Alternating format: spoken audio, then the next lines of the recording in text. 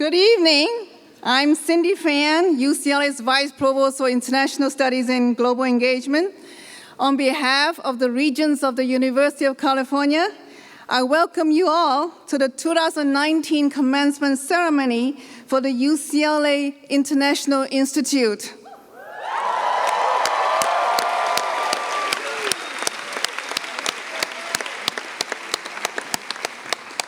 Please be seated.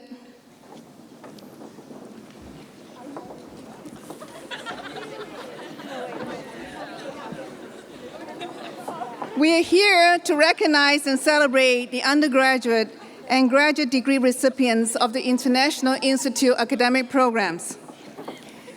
One of the most valued qualities of higher education is the critical role it plays in bridging nations and cultures. The interdisciplinary academic programs of the International Institute aims at crossing borders and building a global understanding. And these programs are designed to improve students' understanding of the world and produce global citizens as the next generation of world leaders. This day marks the end of a long chapter in the academic careers of these students, and we are here to congratulate all of them.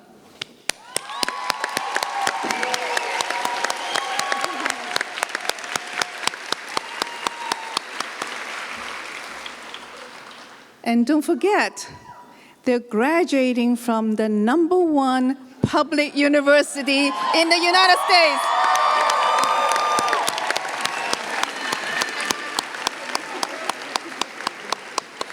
And they're also graduating from UCLA when it just turned 100 years old.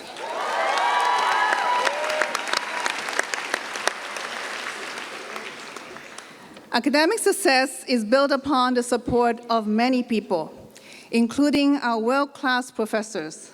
It is my pleasure to acknowledge and introduce to you all the faculty members in attendance today. When your name is called, please stand. I can't quite see on my far side. Professor Maggie Peters.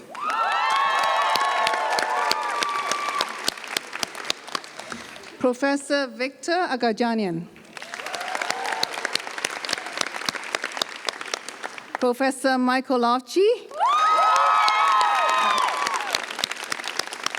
Professor Bonnie Taub.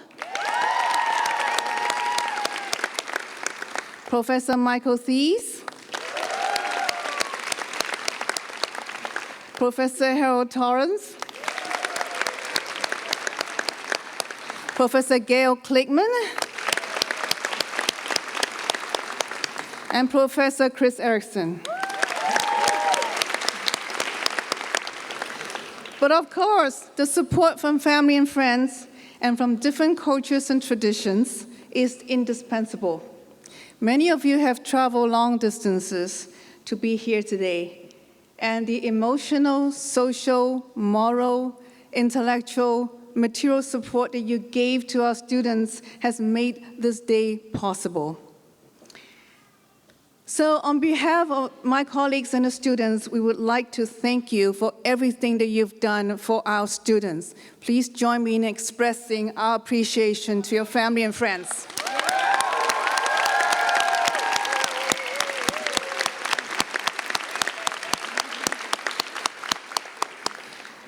And Bruins, don't be afraid to be noisy. You're entitled to be noisy today because you're graduating.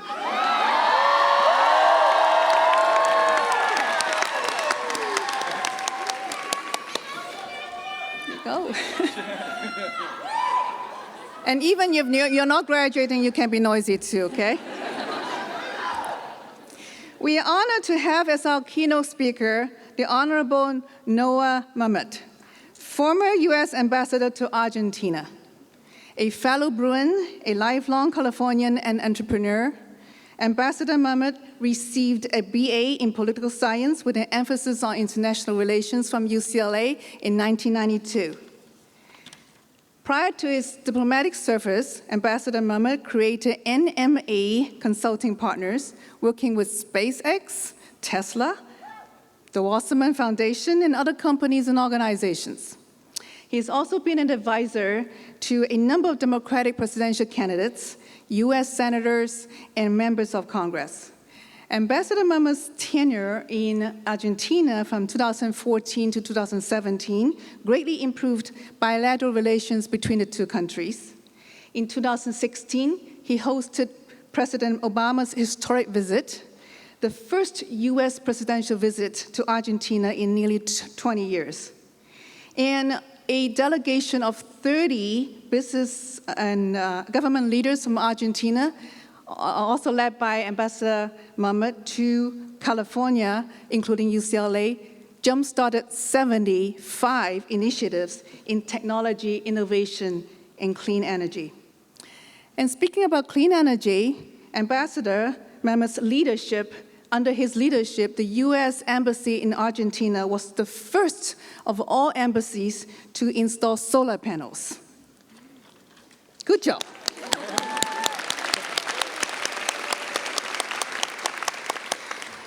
And to say that he is well-liked by Argentina is an understatement. He was awarded the Medal of San Martin at the rank of Great Cross, making him only the third American in over 200 years to receive the distinction. There you go. And he has also helped strengthen UCLA's partnership with Argentina. In 2016, he hosted UCLA Chancellor Jim Block and a UCLA delegation in the embassy in Buenos Aires. He also helped strengthen our relationship with the Ministry of Education by facilitating funding from the government that has sent more than 400 teachers from Argentina to UCLA. And presently, Ambassador Mamet is a senior advisor to DLA Piper, one of the largest corporate law firms in the world. And I have also learned that he actually owns a vineyard in Argentina. And I haven't tried a wine yet, but I've been asking him to send me a bottle. And the label that he's chosen for his wine is very fitting. It's called Diplomatical. Ladies and gentlemen, please join me in welcoming Ambassador Noah Mamet. This is a rowdy bunch. This is great. I'm going to work through the crowd. This will be great. I remember, it's been a lot of years ago that I wasn't on this stage, but down at Pauley Pavilion that I graduated, so I remember the energy, and I love it. I want to thank Vice Provost Fan for the really kind introduction. It's a great honor for me to be here today. As she mentioned, it's my alma mater. With all of you, members of the UCLA community, faculty, parents, family members, and friends of these incredible graduates. I also want to sincerely thank Chancellor Block, who I had the opportunity to work with along Vice Provost Fan and the Anderson Business School when they each came to visit Argentina to promote UCLA internationally during my time as ambassador. Now to the 2019 centennial graduating class of UCLA. Congratulations. You made it, you did it, or maybe I should say you survived it. So I know you just heard a little bit of this, but I'm going to say it again. Here's an awesome fact. You are graduating today from the #1 public university in the country and maybe the world. UCLA is the only...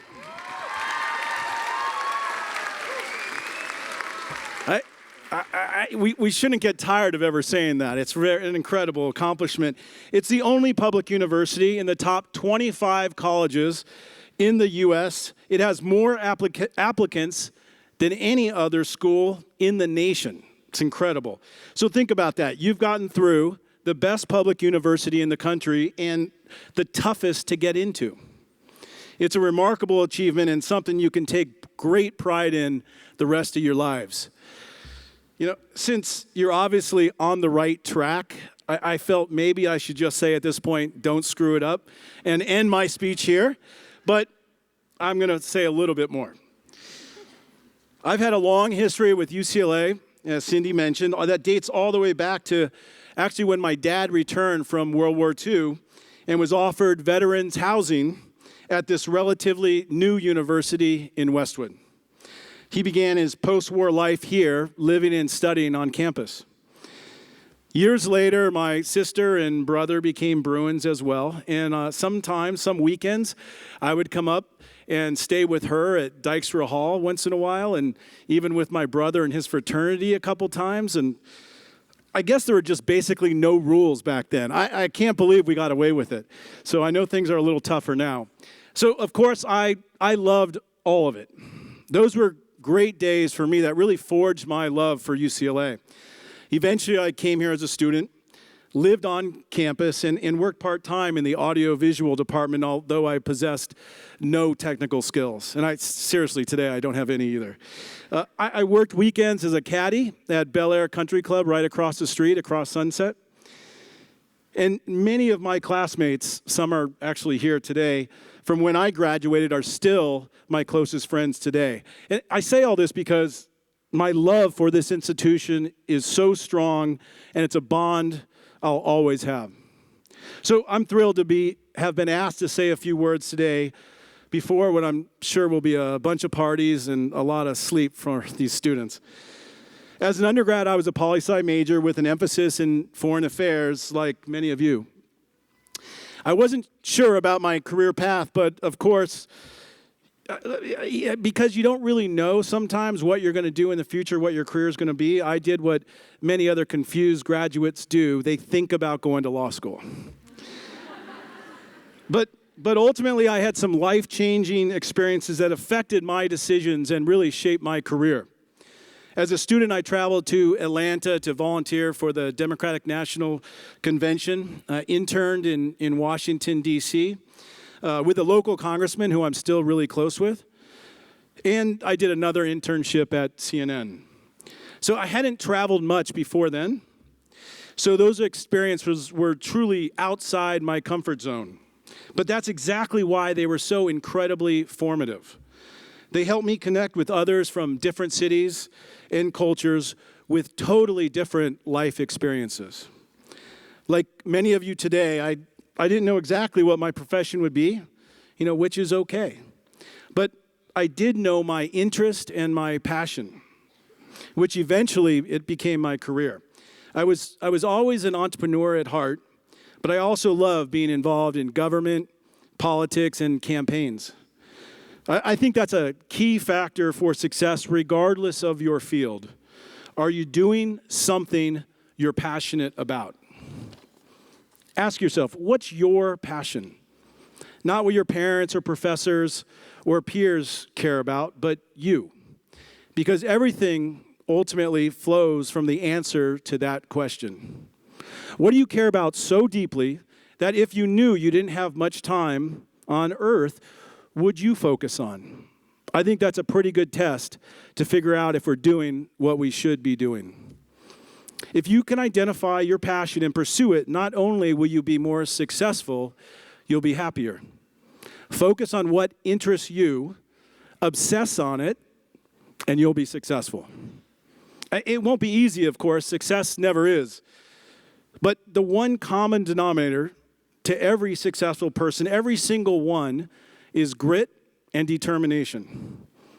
From Bill Gates to Ralph Bunche to Nelson Mandela to our best doctors, professors, authors, they overcame huge hurdles that would have felled most others but for their unrelenting determination. So think of your own heroes for a second. Their success was not a given. They persevered in the face of intense resistance and incredible challenges. As you pursue your career, you'll be tested many times and have setbacks. We all do, for sure. But your grit will get you through it. And along the way, if you're pursuing something you're passionate about, it should be enjoyable as well. So I want to challenge. I want to challenge each and every one of you brilliant, engaged, caring, and dare I say, woke graduates to be involved in something bigger than yourselves. As students who are interested, obviously, in world affairs, That could be a presidential campaign or an international effort such as Amnesty International or Human Rights Watch or Doctors Without Borders or another NGO. Because all of you are graduating within the International Institute, I also want to put a good word in for a profession near and dear to my heart, the Foreign Service. Foreign Service officers are really, I think, the unsung heroes of the U.S. government. Working in embassies around the world, their mission is to resolve differences peacefully and advocate on behalf of the values and principles of the U.S. government and the American people. They look out for Americans traveling abroad while demonstrating expertise in foreign policy, diplomacy, economics, local politics all around the world. Many times their work even saves lives. I saw it up close every day during my time at the embassy. So I just want to recommend to anyone interested in foreign policy, government, and learning about other cultures and languages to take a look at becoming a Foreign Service officer. It's a difficult and demanding job for sure, but one that I know brings great satisfaction to those interested in global affairs. Okay, that's my pitch for the Foreign Service. Okay. Since I ended up going into politics, campaigns, and business, and not the Foreign Service, I never expected to work for the State Department or for sure never expected to become a U.S. ambassador. In fact, when the White House first asked if I was even interested in possibly becoming an ambassador, I turned down the idea. I loved living here in Los Angeles, consulting for great causes and working in national politics. But thankfully, I was convinced to reconsider because it truly was an honor of a lifetime to represent the United States overseas. But again, I found myself outside my comfort zone, moving to a foreign country, learning a new language, and on my first day, getting thrown into an international crisis when an Argentine prosecutor investigating their president and their foreign minister for colluding with Iran was found shot dead. So yeah, I was pretty far outside my comfort zone. But in spite of those challenges, working with our partners, we achieved some great results, and Cindy mentioned a few.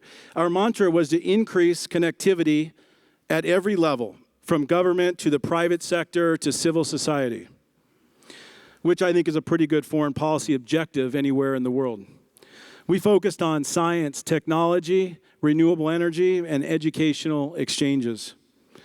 After the first year, there was a new, more collaborative government there in Argentina, and we were able to work together and expand our focus to include things such as security, climate change, ocean protection, trade agreements, and many others. But I was also really fortunate enough to host President Obama and the first family in Buenos Aires, which is really cool. I highly recommend it. And he literally was coaxed into doing a pretty good tango, which you might have seen on TV. Seriously, it was pretty good. Definitely unexpected. So we tried to bring a creative and positive, I think, spirit to the job. For example, we're the first embassy in the country, as you heard, to install solar panels and had a famous rock star turned environmental activist actually inaugurate it. We were the first embassy in the world to install a wind turbine. It didn't go very fast, but it worked. And the first to acquire a 3D printer to promote the use of cutting-edge technologies, especially what I kept talking about is all the stuff we do here in California. The delegation that was mentioned was of the 30 Argentines, half from the government, half from the private sector. We brought to California for a week-long trip. And the whole idea was to focus on technology, innovation, and renewable energy, which resulted in dozens of investments and exchanges. And our very first stop was right here at UCLA. We created a unique program called the Friends of Fulbright. That's what we called it. It was a scholarship program to bring Argentine public university students to the U.S. for 2 months as a way to build bridges between our two countries.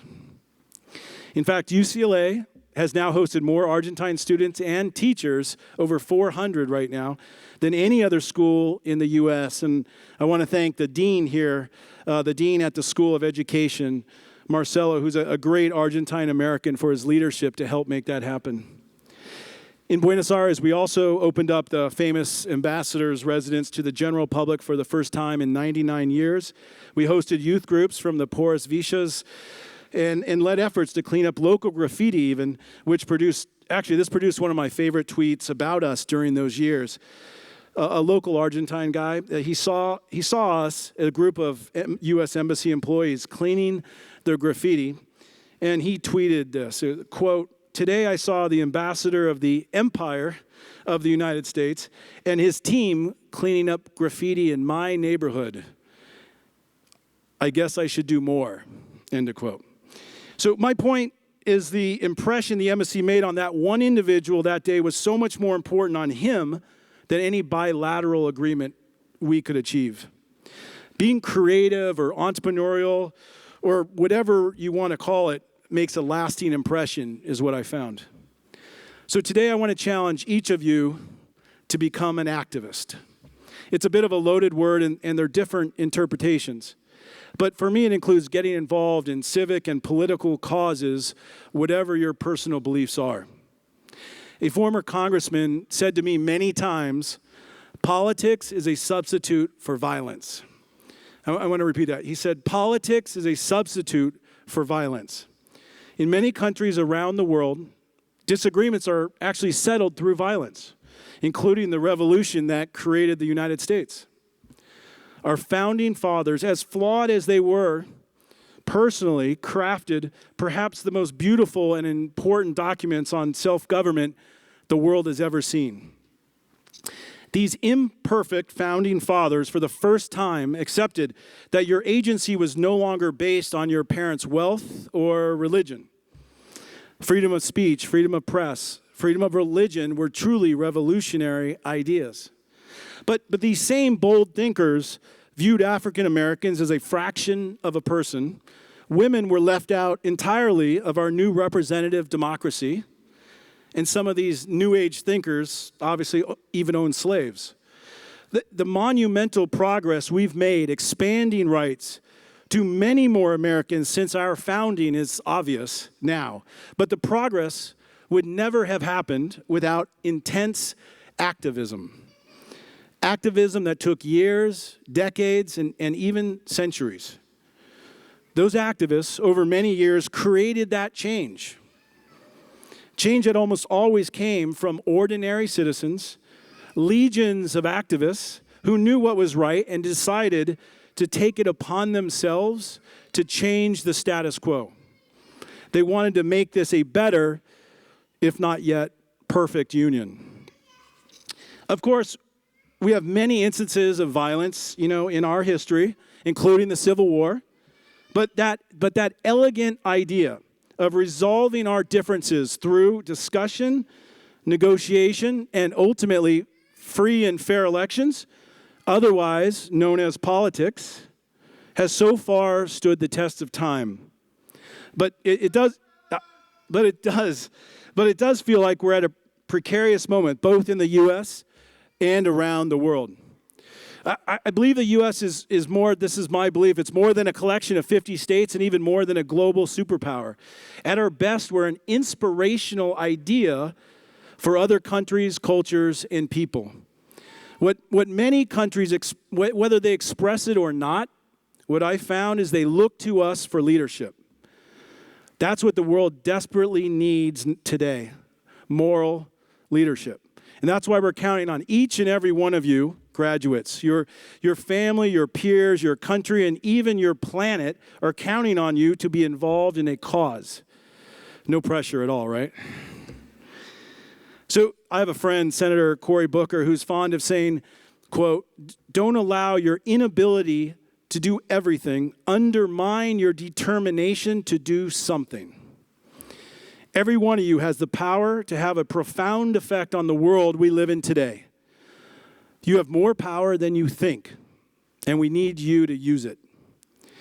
As Robert F. Kennedy famously said, each time a man or woman stands up for an ideal, or acts to improve the lot of others, or strikes out against injustice, he sends forth a tiny ripple of hope. and crossing each other from a million different centers of energy and daring, those ripples build a current which can sweep down the mightiest walls of oppression and resistance. So I believe in this delicate moment in history, we need your brilliance, your compassion, your commitment to decency and humanity. You can help the lives of people in your community or in communities on the other side of the globe, fellow humans we've never met, but we have so much in common with. Being a global citizen doesn't mean you need to fill up your passport with stamps, although that's a worthy challenge. It means you can choose to think and act like a global citizen. What affects one country or one people truly does affect us all. So I want to end with the question I posed earlier. What's your passion? Because everything flows from that answer.